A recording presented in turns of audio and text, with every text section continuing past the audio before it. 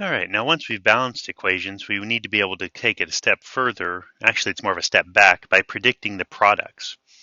So what needs to be true for a chemical equation to be true? Think about what that is and answer it in Edpuzzle. All right, so we're going to start off with our first idea here is predicting products from examples. Here we go. We got the synthesis. So if we have it with water, it's going to produce a hydroxide. But generally, we're going to go with something a little more simple. Something like if we had aluminum and its natural nitrogen, we need to think of what that's going to make. Now, I should recognize it's a metal and a nonmetal. And so that means I'm going to have aluminum, and I'm going to do my little work over here, with its 3 plus, and nitrogen with its 3 minus charge. Cross the charges and reduce. Many of you might see I just need one of each. And so that's aluminum nitride. Now I just need to balance it. 2 and 2. So I can see that it starts off with A and X each being elements. Right? So this one has 2 elements that make one compound. Oops.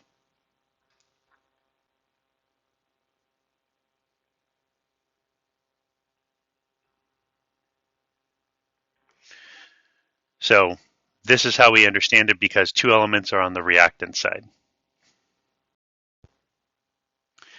We have decomposition. This is the idea of one compound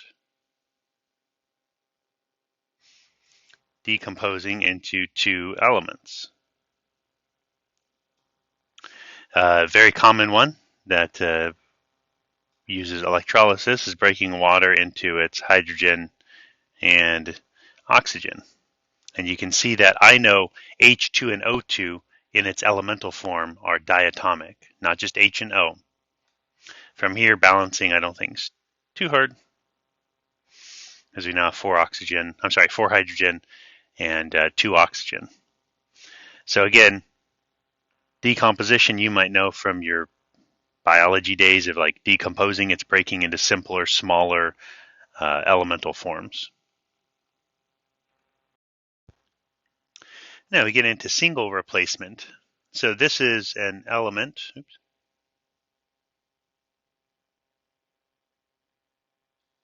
And compound. Oops. Transforming into a new element. I don't want to say new, a new single element and compound.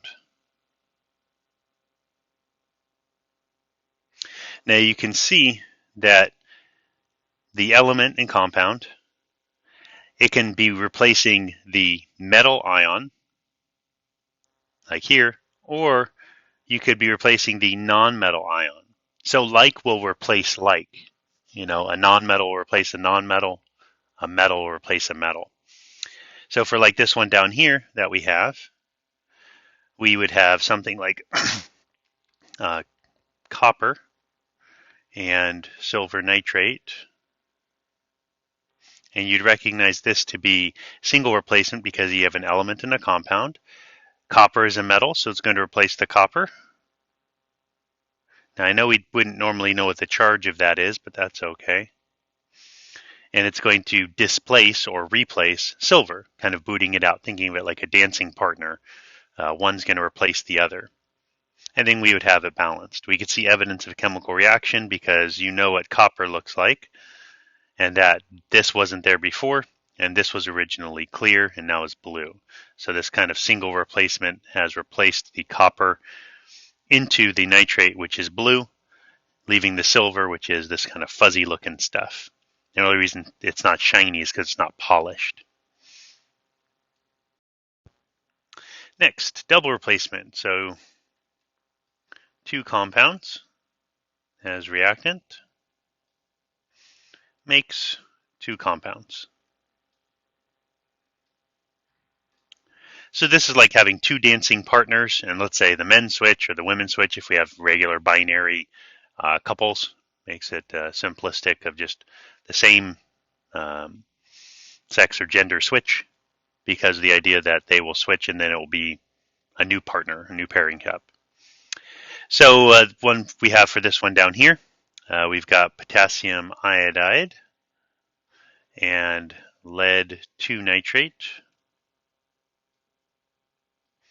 So we have two compounds, and we do our little crossing the charges. So potassium with its +1 and nitrate with its -1. I can see I'm just going to have KNO3.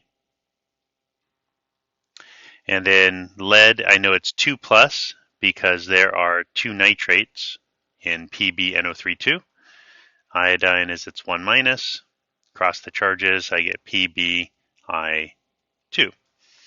And then do a little balancing. And I have that there. Evidence of chemical reaction is a color change. Both Ki and PbNO3 are colorless, clear solutions, giving us this vibrant yellow when mixed together. The last one is combustion.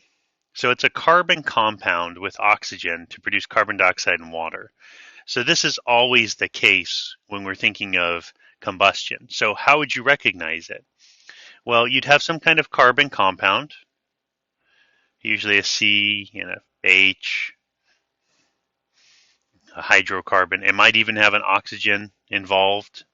It could. It doesn't have to just be C and H, but it's got carbon for sure. And it's reacting with oxygen in its elemental form. So this is a dead giveaway of a combustion reaction. Now the products are always the same thing. That would be CO2 and H2O. So for example, in our Bunsen burners, we have methane. That's always burning with the oxygen in the air, and the products are always CO2 and H2O. H2O. So balancing simple here. But again, I know that it's CO2 and H2O because I've recognized the hydrocarbon and oxygen. Evidence of a chemical reaction, gases are produced. There's no bubbles because it's not in water, but you often know there's gases produced. That's the whole concept of climate change is we have too much CO2. You also have heat and light being produced. No solids in this cases. So review these, seeing the patterns. We're going to get some practice, and so you can hone your skills because this is definitely a part of your assessment. Come in with your questions. I'll see you soon.